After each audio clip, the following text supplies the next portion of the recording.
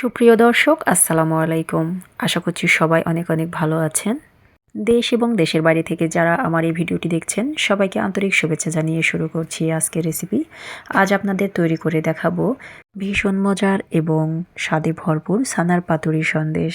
আশা করছি আজকের সন্দেশ রেসিপিটি আপনাদের কাছে অনেক ভালো লাগবে। আর ভালো লাগলে অবশ্যই চ্যানেলটি সাবস্ক্রাইব করে নিয়মিত চ্যানেলের সাথেই থাকবেন। ভিডিওটিতে একটি লাইক দিয়ে দেখা শুরু করার জন্য অনুরোধ জানাচ্ছি।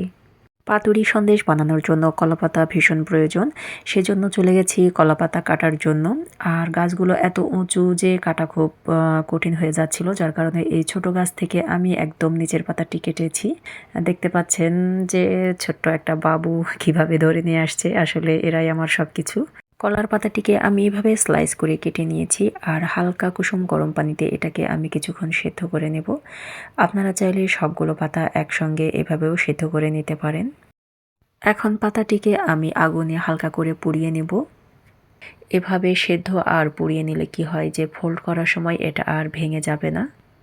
একটি প্লেটে আমি পরিমাণ মতো ছানা নিয়েছি আর এতে দিয়ে দিচ্ছি স্বাদ মতো লবণ, দিচ্ছি সাদা এলাচের বিচির গুঁড়ো, আর সেই সাথে দিয়ে দিচ্ছি 1 টেবিল চামচ পাউডার দুধ, দিচ্ছি হাফ কাপ চিনি। চিনিটা আমি ব্লেন্ডারে ব্লেন্ড করে নিয়েছি যেন খুব তাড়াতাড়ি এটা ছানার সঙ্গে মিশে যায়। এখন হাত দিয়ে খুব ভালোভাবে চটকে চটকে এটাকে মাখিয়ে নেব।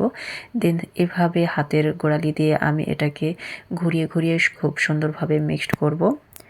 দিচ্ছি অবশিষ্ট যে পাউডার মিল্কটা রেখেছিলাম সেটি। ছানা থেকে বেশ কিছুটা পানি বের হয়েছে, তাই আমি এটা কড়াইয়ে জাল করার জন্য নিয়ে চলে আসলাম। দিচ্ছি 2 টেবিল চামচ কোরানো নারকেল। এখন সবগুলো উপকরণকে খুব ভালোভাবে নেড়েচেড়ে মিক্স করে নেব। চলে আসলাম কলার পাতায় আবারও, আর এখানে দিয়ে দিচ্ছি 1 টেবিল চামচ ঘি, আর সেই সাথে দিয়ে দিচ্ছি পরিমাণ মতো ছানা। এখন একটি ছুরির সাহায্যে খুব ভালোভাবে শেপ দিয়ে নেওয়ার চেষ্টা করছি। দিচ্ছি কাজু বাদাম এবং সৌন্দর্য বৃদ্ধির জন্য চেরি ফল, আর সাইড দিয়ে দিয়ে দিচ্ছি জাফরান পাউডার। এখন খুব ভালোভাবে ফোল্ড করে নেব। জাফরান পাউডারের পরিবর্তে আপনারা অবশ্যই জাফরানের যে ডালটা থাকে সেটা ব্যবহার করবেন, এতে করে দেখতে অনেক বেশি সুন্দর লাগবে। এখন সুতা দিয়ে আমি এটাকে বেঁধে ফেলবো।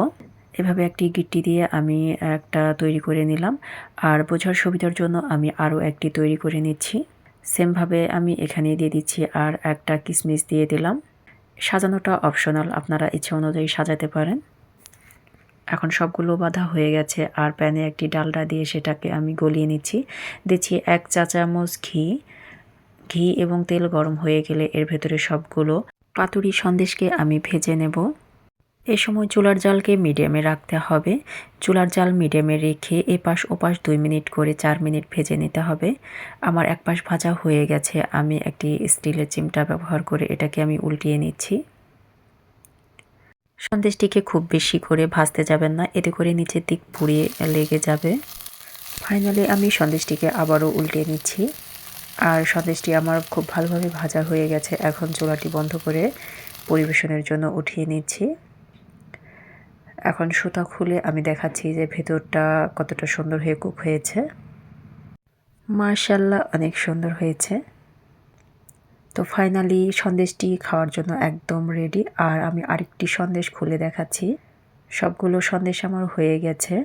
আমি পায়েস বানানোর জন্য দুধ জাল করছিলাম, কিন্তু কারণবশত সেটা কেটে ছানা হয়ে গেছে। আর সেই ছানা ফেলে না দিয়ে এভাবে আমি ছানার পাতুরি সন্দেশ বানিয়ে নিলাম। তো ছানার পাতুরি সন্দেশটি কেমন হয়েছে অবশ্যই কমেন্টসে জানাবেন। আর আমার এই চ্যানেলে যদি নতুন হয়ে থাকেন তাহলে অবশ্যই চ্যানেলটি সাবস্ক্রাইব করে নিয়মিত চ্যানেলের সাথেই থাকবেন।